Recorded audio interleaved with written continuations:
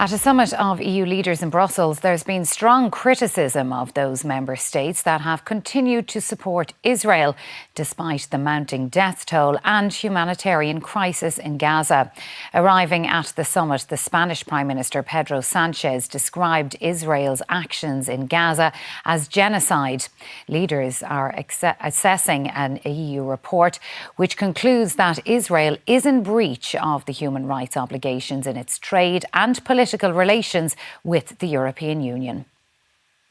EU leaders have been scrambling to respond to a litany of fast-moving global events. The Israel-Iran war, Gaza, Ukraine, made all the more unsettling by US President Donald Trump's daily brags and outbursts. While all of the above are on the agenda, as well as the momentous NATO summit this week, of key concern to Ireland is how leaders would respond to Israel's alleged violation of the human rights clauses enshrined in Article 2 of the EU-Israel Association Agreement.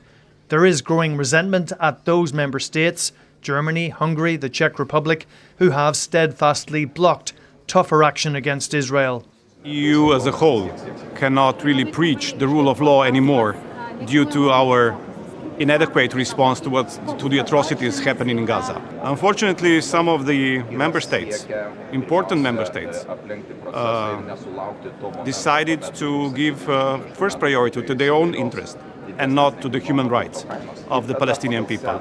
The Spanish Prime Minister described Israel's actions in Gaza as genocide. I think it's more than obvious that Israel is violating Article 2. So what I will demand today is that Europe has to suspend the association agreement with Israel, and it has to do it immediately. Dublin accepts there's simply no unanimity for this. The Taoiseach's approach has been to reassure those countries supportive of Israel that he understands their historical reasons for doing so, while appealing for a change of policy on purely humanitarian grounds. The people of Europe find it incomprehensible that Europe does not seem to be in a position to put pressure on Israel and leverage on Israel to stop this war in Gaza, to stop the continuing slaughter of children and innocent civilians. The war must stop. There is one topic where Europe has been united for months, and that's on the need for a ceasefire in Gaza and for a massive increase in humanitarian aid. That unity has had little or no impact on Israeli policy. And we can get more from Tony now, who's in Brussels this evening. Tony, are EU member states looking at other ways to put pressure on Israel?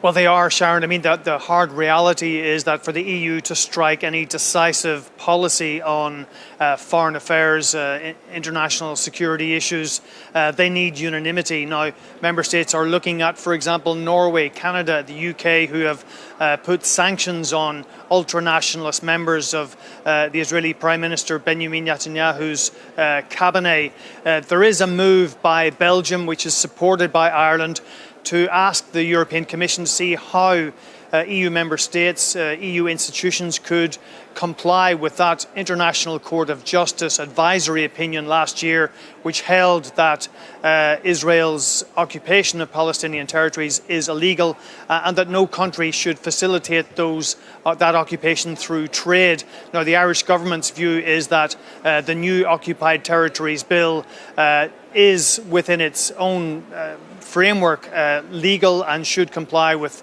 EU law, and it's understood now that a number of other member states are asking the Irish government how exactly that piece of legislation will work. Aside from that, there's growing frustration that many member states still say keep talking to the Israelis, try and convince them to go for a ceasefire, let more humanitarian aid in.